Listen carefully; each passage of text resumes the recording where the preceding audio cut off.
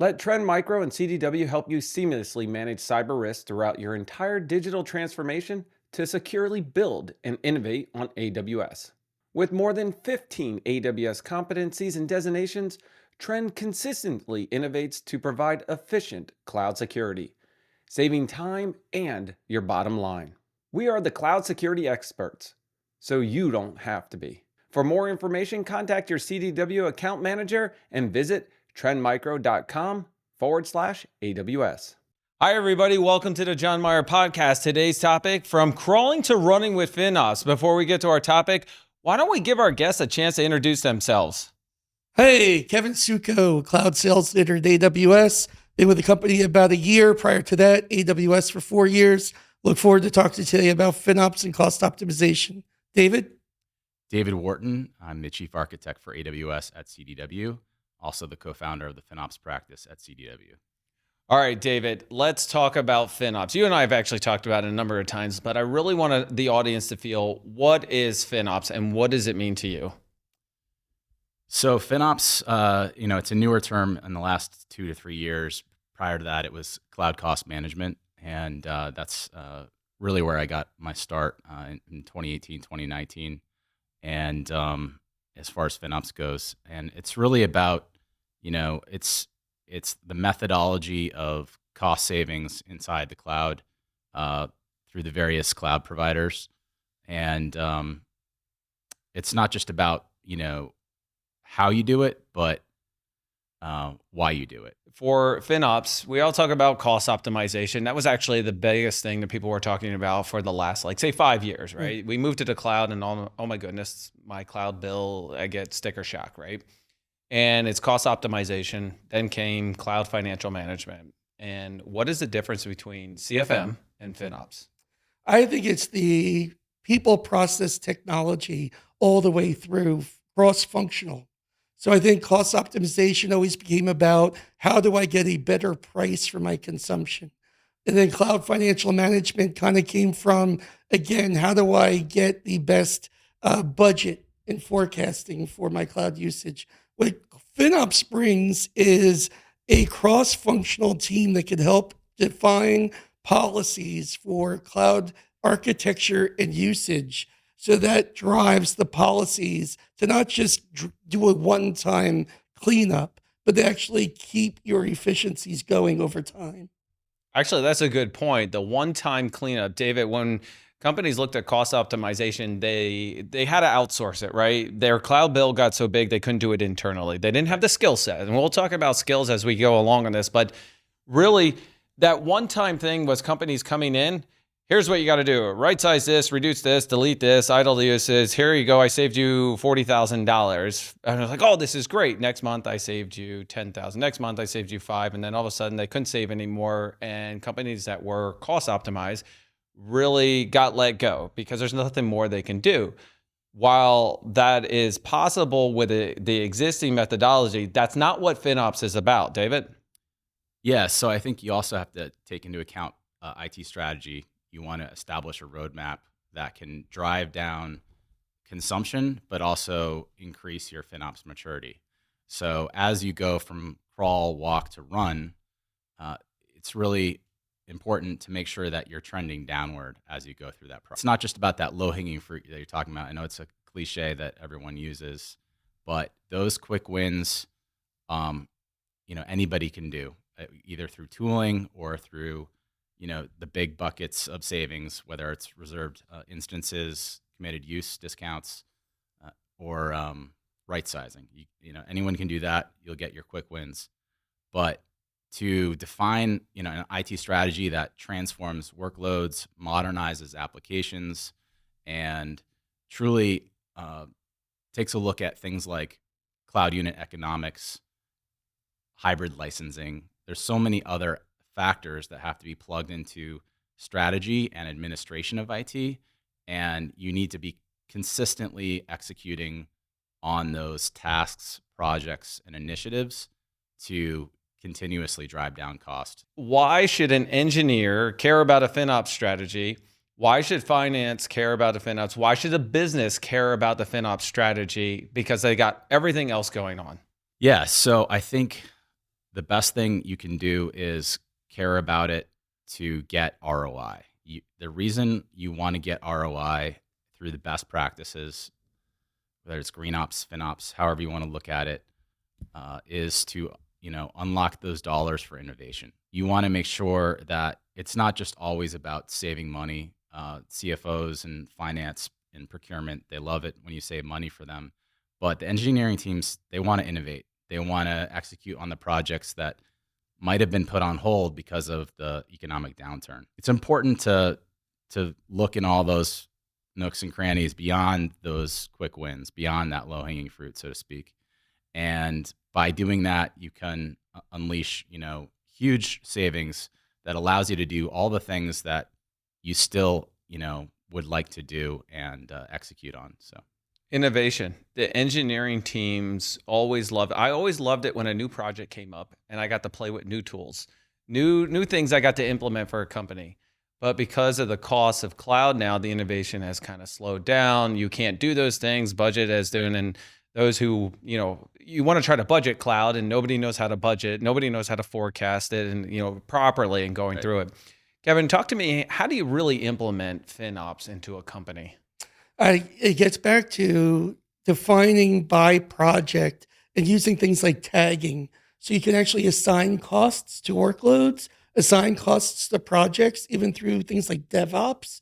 So then you can start allocating, saying, where is my cost coming from? Where are my budgets coming from? And then you could define chargebacks, showbacks, things like that. So you can increase your innovation because you're going to have teams outside of IT that are actually contributing to these workloads. Do companies really actually do chargeback, showback? I mean, Kevin, I have heard that word for years.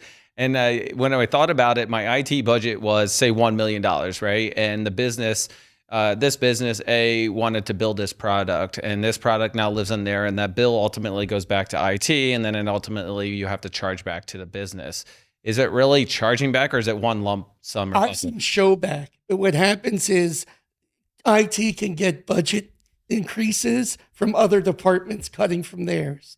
So if you start looking at what happened with like the Salesforce movement, where people started buying IT workloads outside of IT and buying SaaS applications, now the similar but now collaborative effort is happening with infrastructure as a service and platform as a service. So you're right, chargeback is just too much administration. But showback is, I think, becoming more critical to justify the projects and workloads they want to put in the cloud. Kevin, talk to me more about the strategies of implementing FinOps. Okay, we mentioned tagging, right, and all that, but really it's a culture. You need to get engineering, business, and finance all on board and to communicate with each other. Existing people within it are your advocates for this type of culture and doing it. Talk to me about building this culture and implementing it within a company. So you have to find, first of all, your key personas, and they're typically executive level. And what are they driving out of that FinOps project, right? So the CFO obviously has some cost savings. Head of application development has speed to market. Procurement has their savings goals. And so what you leverage is defining a business plan, a FinOps plan of what you're trying to get out of FinOps. And then you have key stakeholders responsible for each one of those goals. And then to David's point, the next piece is data. Because without data, you will not know where to even start looking. So I would say getting into a crawl, walk, run is clean your house first. Well, first define what you're trying to get out of it. Then clean your house. And then start defining, now that your house is clean, what new things do you want to start bringing into your house? And how do you do it in the most structured and efficient way?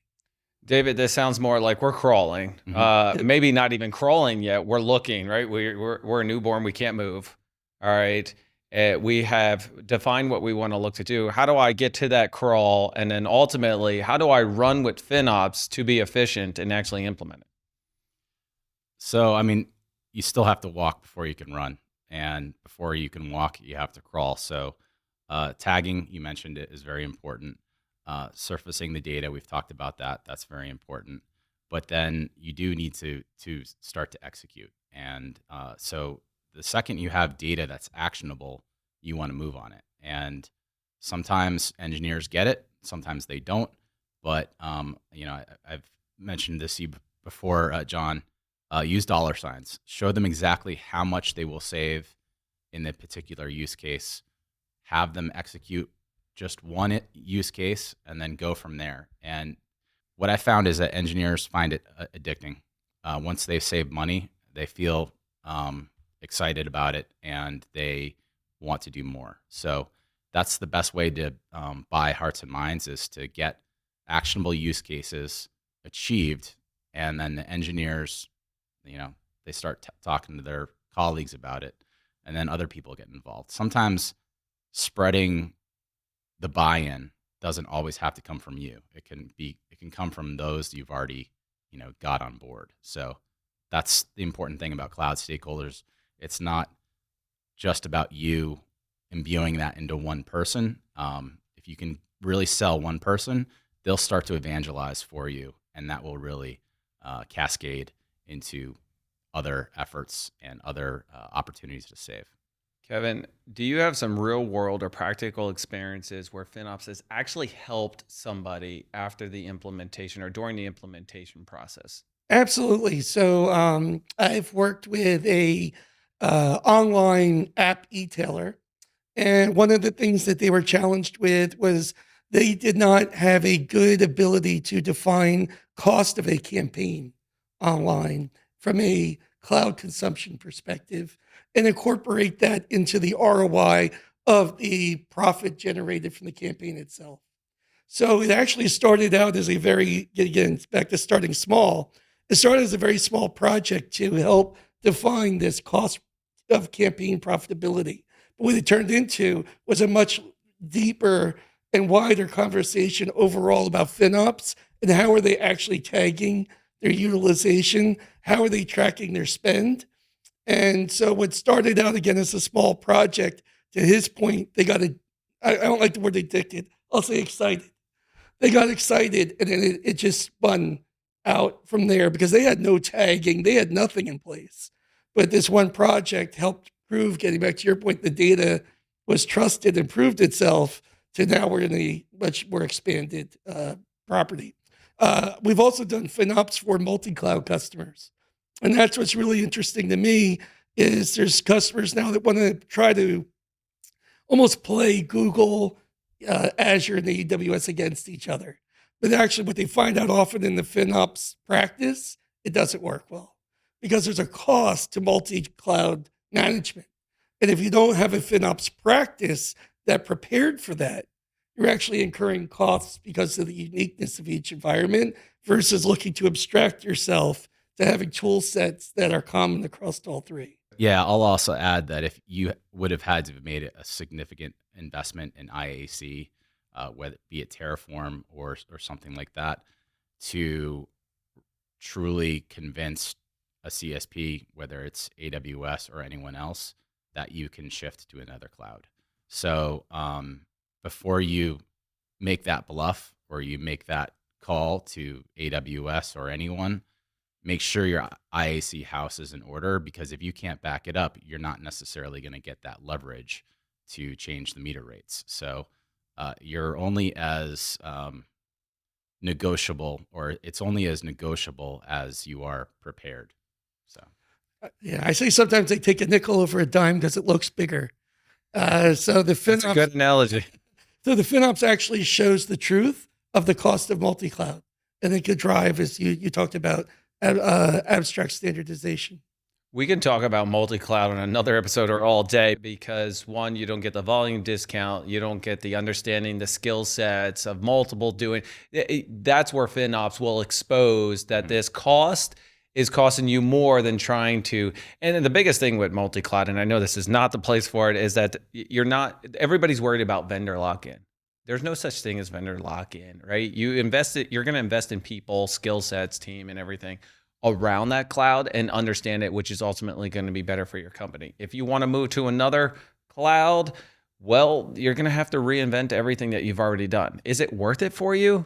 No one engineer understands all three clouds as an advanced or a skill set engineer. generalize, they understand it, Mhm. but not be able to implement it. That's where FinOps, and this is, what do you think, David? Does FinOps expose what multi-cloud and the cost of doing it and all the clouds? Is it really worth it for a company? I think it's really depends on where you are and who you are.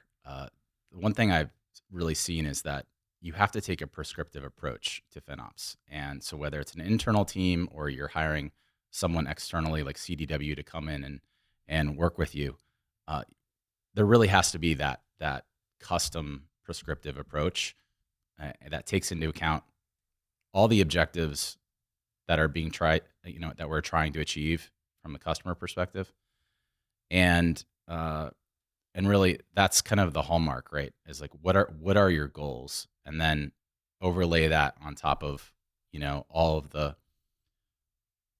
different offerings that are available, or the different strategies that you could fall through to achieve those savings. So um,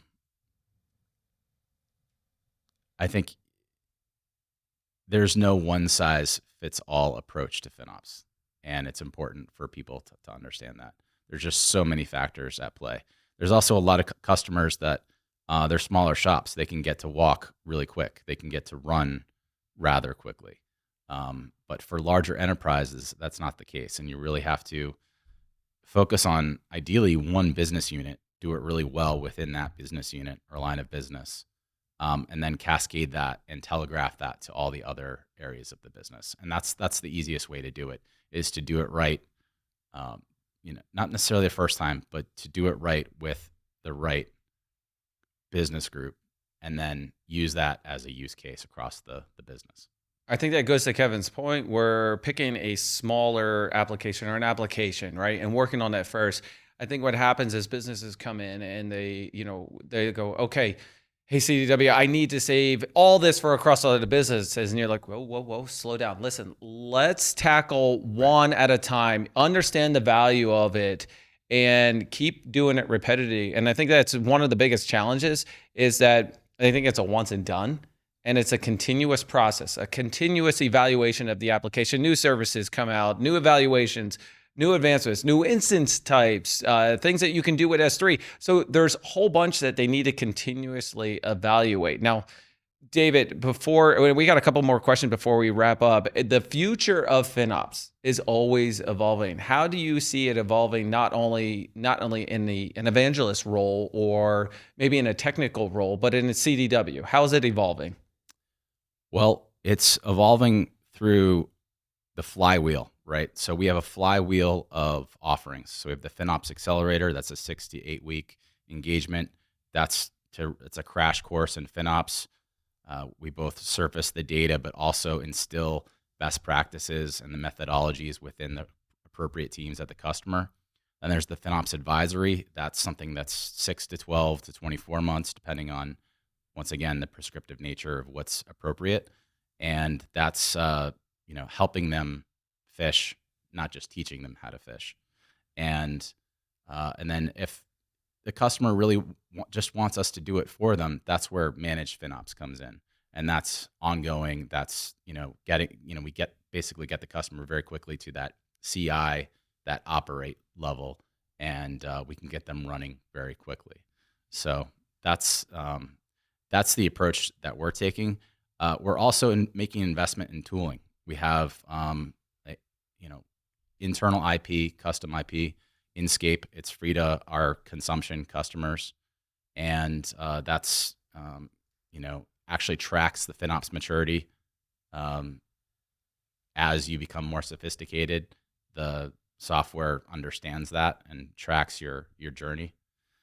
And we'll be instilling AI capabilities into that platform, and our own internal tools that are inherent to the actual offerings themselves. So we have custom tooling for the accelerator, for the advisory.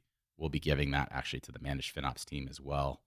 So that's kind of where things are headed. There's definitely, I know AI is, it's a hot topic, but it's undeniable the value from an automations perspective. So certain things are rinse and repeat, and to have a model understand what that looks like, and to templatize and to be able to read an environment, and for a machine to come up with, okay, well, this is, here's some quick wins right there. And that they're not your typical quick wins that you would normally think of. And so sometimes we have to lean on the latest technologies to help do it for us. So when you talked about future, I think I wanted to add two more pieces to that. One is a piece that we call SAMA. Yeah. And with SAMA, it's helping customers identify an application rationalization strategy. Because too many customers think of cloud as lift and shift, set it and forget it, but they're not taking advantage of cloud, which ties into FinOps, right? Because you can't get efficiencies if you're not driving native cloud architectures. So we have a SAMA tool that can help look at monolithic applications and help them decide, do you refactor, remediate, or replace those applications? And I think that's really key in defining their roadmap going forward. And that's, I think, the key when you talk about the future of FinOps. I think the reliance on data today is so much that FinOps is more of a rear view mirror than a windshield. But I think we're going to get to the point where we're going to have better tool sets to help you justify the roadmap going forward with budgeting, forecasting, and project or application-based business justifications at a cost level. And I think that that's the future. Well, speaking of the future, what's next for CDW, David? Well, so we've got our offerings. We've got FinOps Accelerator, FinOps Advisory, Managed FinOps. We've got Inscape as a tool that's available for CDW customers. And, we've made a huge investment in AWS, and they've also made a big investment in us. We just signed a strategic collaboration agreement with them. And so there's lots of exciting things in the mix. We're also soft launching the storage optimizer for AWS here at reInvent. It's a tool that looks at your environment and sends you Slackbot notifications saying, this S3 bucket is not optimized, and then it gives you a recommendation of what to do. So, if you've got phantom MPUs that are out there, multi-part uploads, it finds those. It will give you an opportunity to remove them, and then you can also apply a lifecycle policy so that they don't stay stagnant in there going forward also. So that's exciting, and we're soft launching that here at reInvent and formally launching it next year. That sounds like some exciting things. I'm actually looking forward to the multi-part upload. We've talked about that in the future. Yep. The Kudos dashboards. We got a lot more to talk about. Guys, I got to thank you so much for joining me. Kevin, thank you so much. Thank you. Thanks, John. David, thank you so much, man. Thank you. All right, everybody. This has been the John Myer podcast. Don't forget to hit that like, subscribe, and notify, because guess what? We're out of here.